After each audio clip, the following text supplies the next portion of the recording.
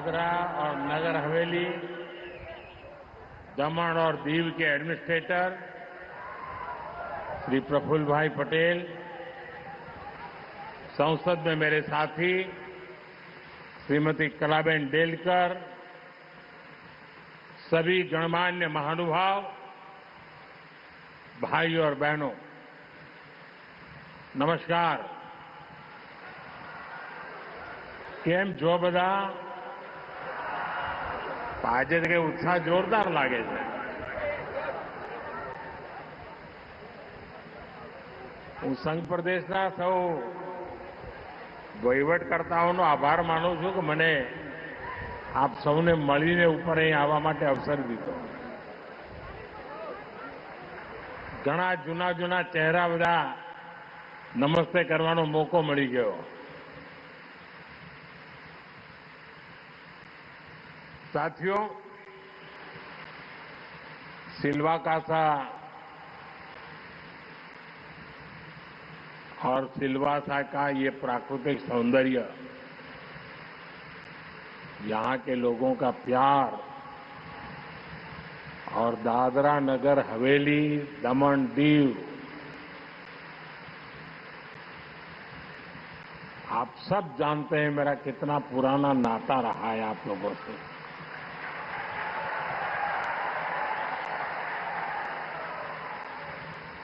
ये दशकों पुराना अपनापन, यहां आकर मुझे कितना आनंद मिलता है, ये केवल मैं और आप ही जानते हैं।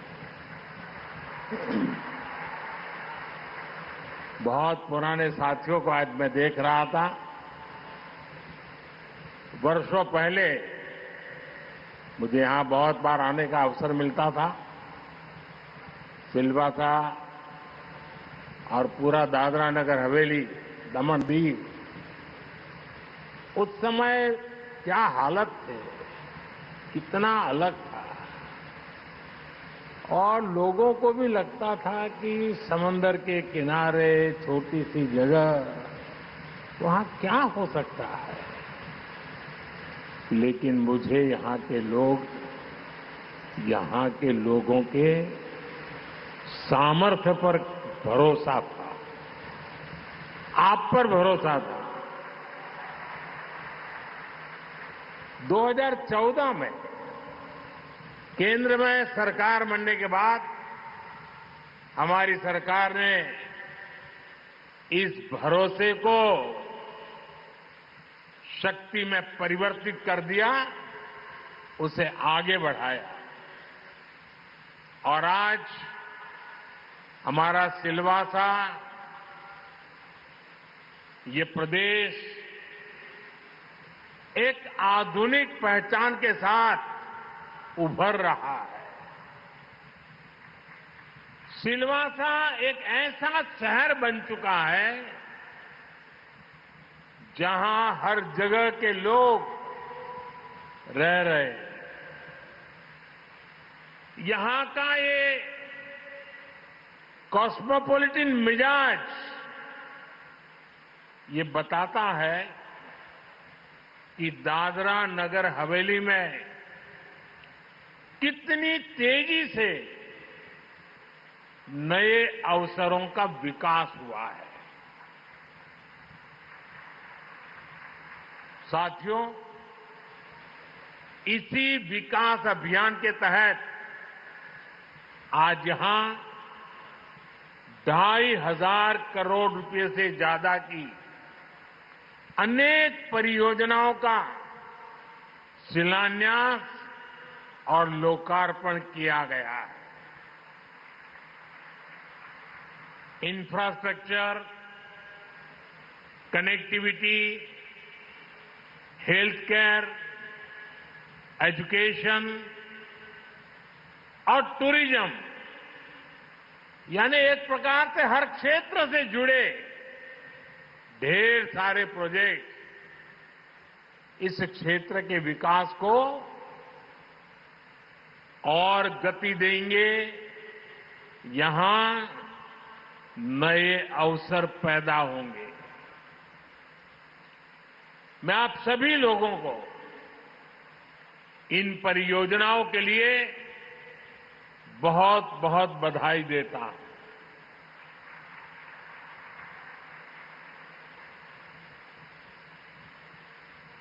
एक नानकड़ी बात કરી દઉં તમને।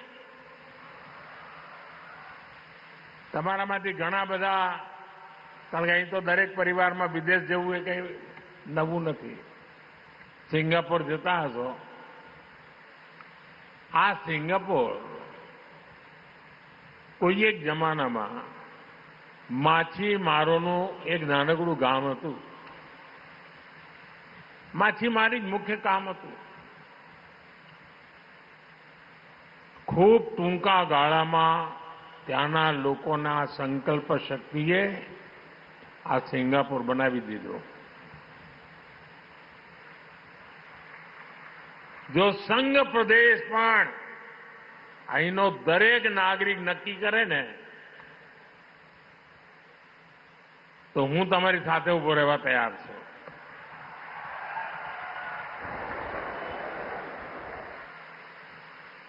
પણ તમારે ચાલવું પડે, પછી એવું નહીં। साथियों, दादरा और नगर हवेली, दमन और दीव हमारे लिए केवल एक केंद्र शासित प्रदेश नहीं है। ये संघ प्रदेश हमारा गर्व है, हमारी विरासत भी है। इसलिए हम इस प्रदेश को एक ऐसा मॉडल स्टेट बना रहे हैं जो अपने समग्र विकास, होलिस्टिक डेवलपमेंट के लिए जाना जाए। मैं चाहता हूं ये क्षेत्र जाना जाए अपने हाई टेक इंफ्रास्ट्रक्चर के लिए, ये क्षेत्र जाना जाए आधुनिक स्वास्थ्य सेवाओं के लिए, यह क्षेत्र को जाना जाए वर्ल्ड क्लास एजुकेशन इंस्टीट्यूट्स के लिए। यहां की पहचान हो अपने टूरिज्म से, ब्लू इकोनॉमी से। यहां की पहचान बने यहां की औद्योगिक प्रगति, युवाओं के लिए नए अवसर, महिलाओं की भागीदारी और चौतरफा विकास। भाइयों बहनों, प्रफुल्ल भाई पटेल की मेहनत और केंद्र सरकार के सहयोग की वजह से हम अब इस लक्ष्य से बहुत दूर नहीं है। बीते 10 वर्षों में हमने मिलकर इस दिशा में तेजी से काम किया है। हमारा सिलवासा और ये संघ प्रदेश विकास के मामले में देश के नक्शे पर एक अलग पहचान के साथ उभर रहे। दादरा और नगर हवेली, दमन और दीव एक कई योजनाओं में सैचुरेशन की स्थिति में पहुंच गए। जीवन के हर आयाम में हर जरूरत के लिए सरकार की योजना का लाभ हर लाभार्थी को मिल रहा है। आप देखिए, one nation one ration card से हर व्यक्ति को भोजन की गारंटी मिली है। जल जीवन मिशन से हर परिवार तक पीने का साफ पानी पहुंच रहा है। भारत नेट से डिजिटल कनेक्टिविटी मजबूत हुई है। पीएम जनधन ने हर परिवार को बैंकिंग सेवाओं से जोड़ा है। पीएम जीवन ज्योति बीमा और पीएम सुरक्षा बीमा योजना का लाभ हर लाभार्थी को मिल रहा है। इन योजनाओं की सफलता ने यहां के लोगों को विश्वास से भर दिया है। सरकार की योजनाओं से उनके जीवन में जो सकारात्मक बदलाव आए हैं, उसके व्यापक प्रभाव दिख रहे हैं। अब हमारा प्रयास यह है कि स्मार्ट सिटीज मिशन, समग्र शिक्षा और पीएम मुद्रा जैसी योजनाओं में भी 100% 100% सैचुरेशन हासिल करें। ये पहली बार है जब जन कल्याणकारी योजनाओं को लेकर इस तरह सरकार खुद लोगों के पास जा रही है। इसका समाज के वंचित और आदिवासी वर्ग को बहुत ज्यादा लाभ मिला है। साथियों, इंफ्रास्ट्रक्चर से लेकर शिक्षा, रोजगार और औद्योगिक विकास तक किस तरह से इस प्रदेश की तस्वीर बदली है, ये आज हमारे सामने। एक समय था जब यहां के युवाओं को हायर एजुकेशन के लिए बाहर जाना पड़ता था, लेकिन अब इस क्षेत्र में नेशनल लेवल के 6 इंस्टीट्यूट हैं। नमो medical college, Gujarat national law university, triple IT Dew, national institute of fashion technology, institute of hotel management and catering technology और दमन का इंजीनियरिंग कॉलेज। इन संस्थाओं के कारण हमारा सिलवासा और ये संघ प्रदेश एजुकेशन का नया हब बन गया है।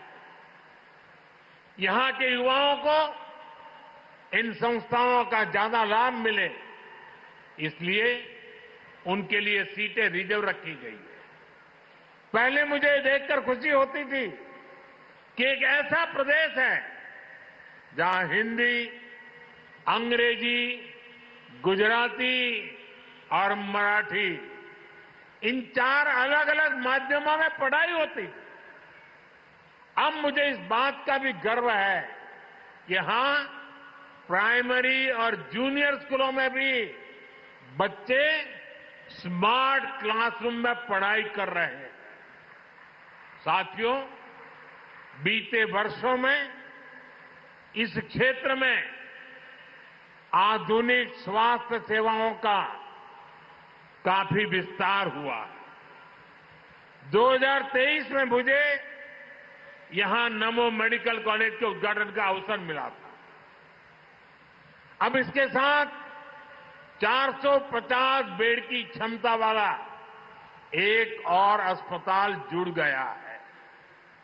इसका भी यहां उद्घाटन किया गया है।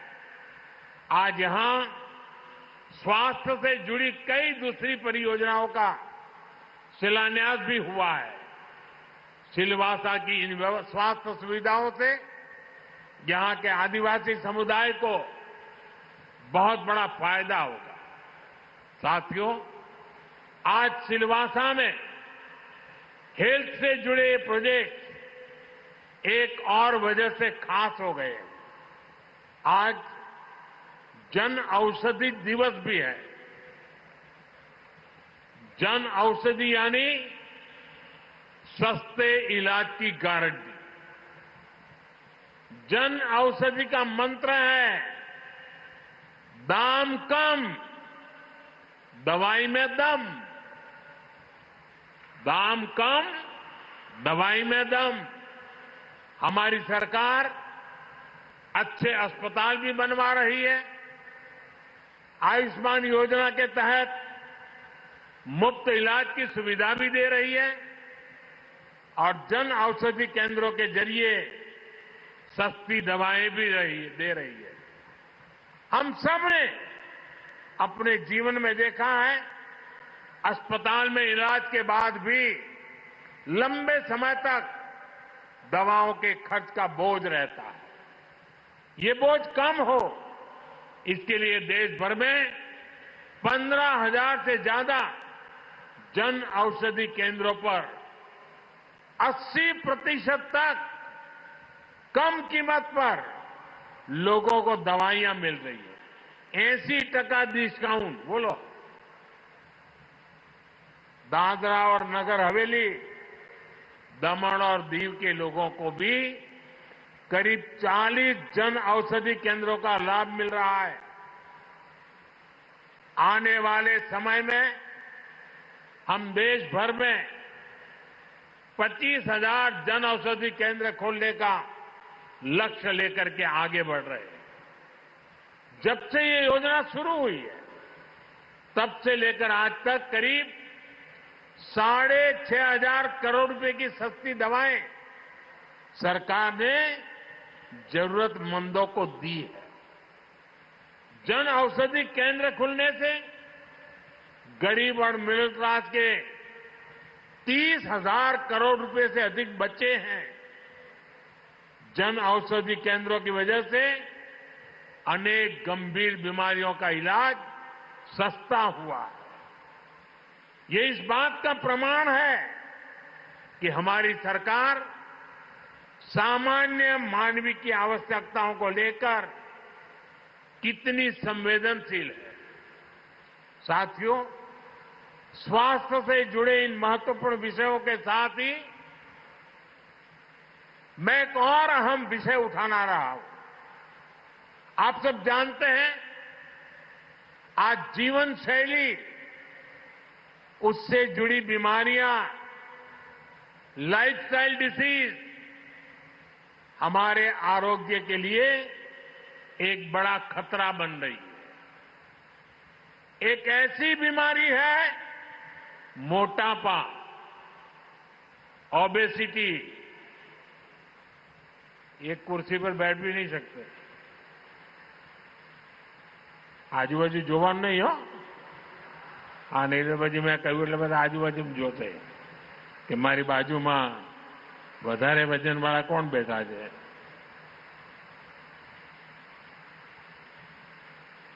ये मोटापा जो आज दूसरी कई बीमारियों की वजह बनती जा रहा है।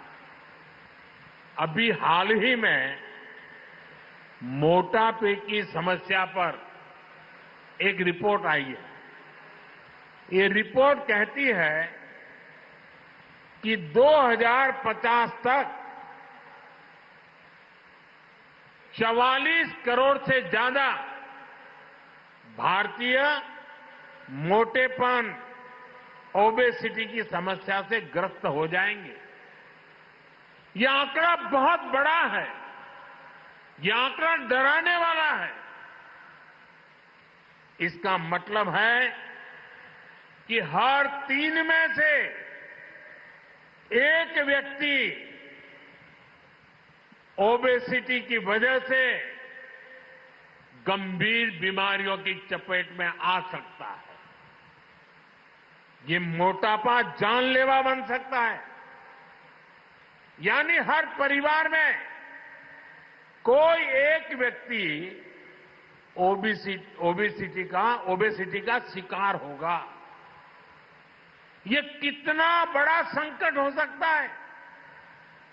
हमें अभी से ऐसी स्थिति को टालने का प्रयास करना ही होगा। और इसलिए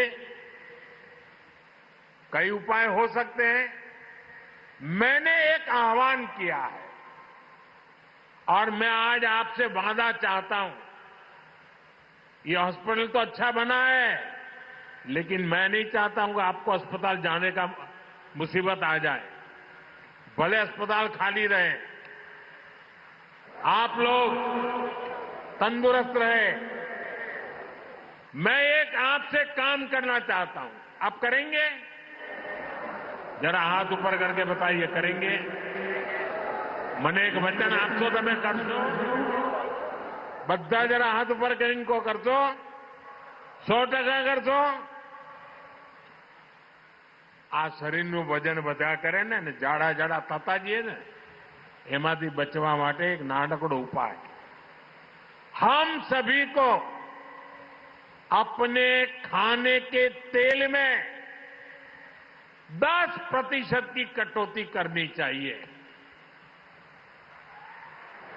हमें हर महीने 10% कम तेल में काम चलाने का प्रयास करना है। यानी हर महीने जितना खाने का तेल लेते हैं, अभी से 10% कम खरीदना तय कर लो। बोलो 10% તેલ ઓછું વાપરવાનો વચન આપો છો? બધા હાથ ઉપર કરીને બહેનો કે ખાસ તો ભલે ઘરમાં ઠપકો ખાવો પડે પણ ઓછું કરશો? પક્કો? मोटापा कम करने की दिशा में ये एक बहुत बड़ा कदम होगा। इसके अलावा हमें एक्सरसाइज को अपने जीवन का हिस्सा बनाना होगा। अगर आप हर रोज कुछ किलोमीटर पैदल भी चलते हैं, संडे ऑन साइकिल ये भी करते हैं, तो बहुत बड़ा फायदा होगा। અને તમને તો જો મેં 10% તેલ ઓછું કરવાનું કહ્યું છે, બીજું કશું ઓછું કરવાનું નથી કહ્યું પાછું। નહીં તો તમે એમ કહો કે સાહેબે તો કહ્યું હાજે 50% ઓછું કરો, तो हमें मैंने फेल बात बोलावो જ नहीं। आज देश विकसित भारत के संकल्प को सिद्ध करने में जुटा है। हमें याद रखना है कि एक स्वस्थ देश ही ऐसे लक्ष्य को हासिल कर सकता है। इसलिए दादरा और नगर हवेली, दमन और दीव, ये संघ प्रदेश के लोगों से भी कहूंगा, अगर आप खाने के तेल में कटौती करते हैं, अपने को फिट रखते हैं, तो ये विकसित भारत की यात्रा में आपका एक बड़ा योगदान होगा। साथियों, जिस प्रदेश के पास विकास का विजन होता है, वहां अवसरों का निर्माण भी तेजी से होता है। इसलिए पिछले एक दशक में एक क्षेत्र एक इंडस्ट्रियल सेंटर के रूप में उभरा है और इस बार बजट में हमने मिशन मैन्युफैक्चरिंग एक बड़ा काम हाथ में लिया है, जिसका सबसे ज्यादा लाभ यहां हो सकता है।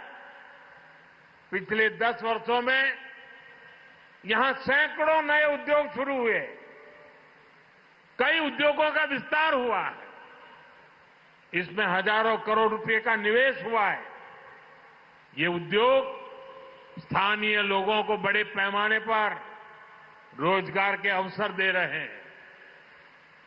हम ये भी सुनिश्चित कर रहे हैं कि रोजगार के इन अवसरों का ज्यादा से ज्यादा लाभ हमारे आदिवासी समाज को, ट्राइबल साथियों को मिले। इसी तरह एससी, एसटी, ओबीसी महिलाओं को सशक्त बनाने के लिए यहां गिर आदर्श आजीविका योजना को भी लागू किया गया है। यहां छोटे डेयरी फार्म की स्थापना से रोजगार के नए अवसर भी बने हैं।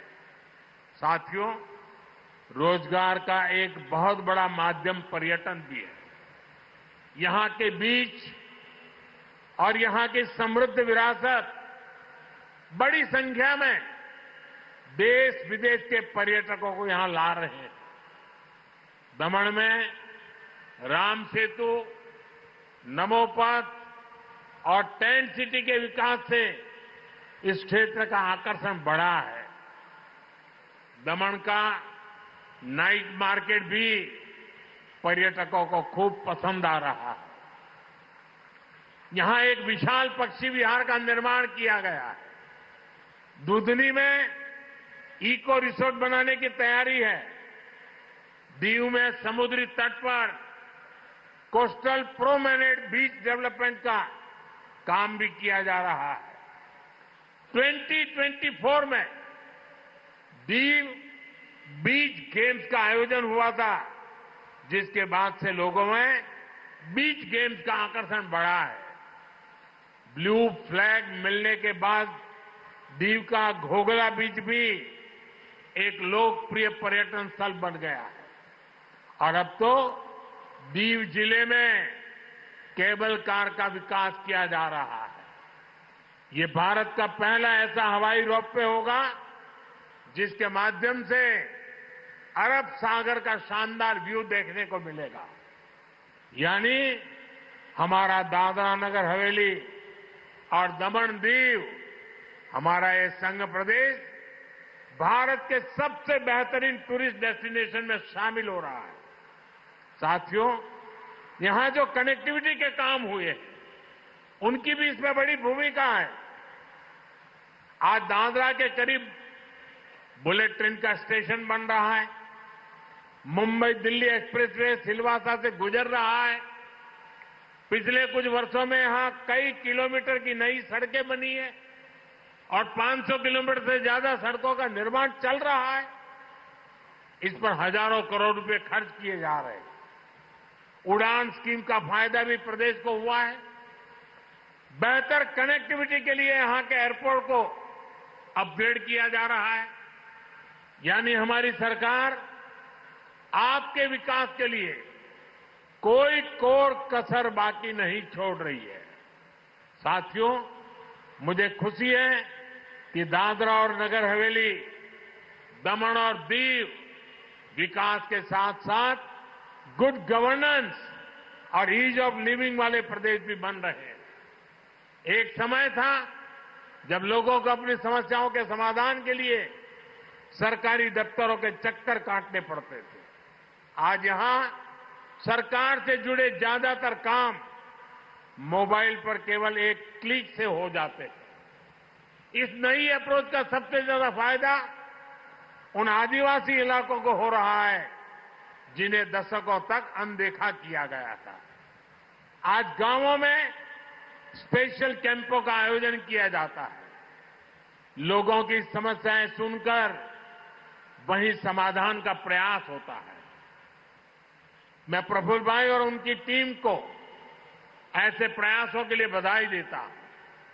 मैं आपको विश्वास दिलाता हूं कि दादरा और नगर हवेली, दमन और दीव के संघ प्रदेश के विकास के लिए हम निरंतर प्रयास करते रहेंगे।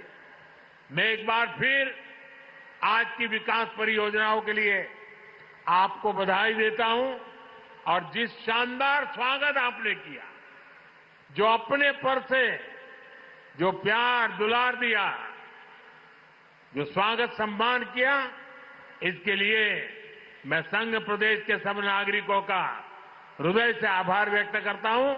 बहुत बहुत धन्यवाद।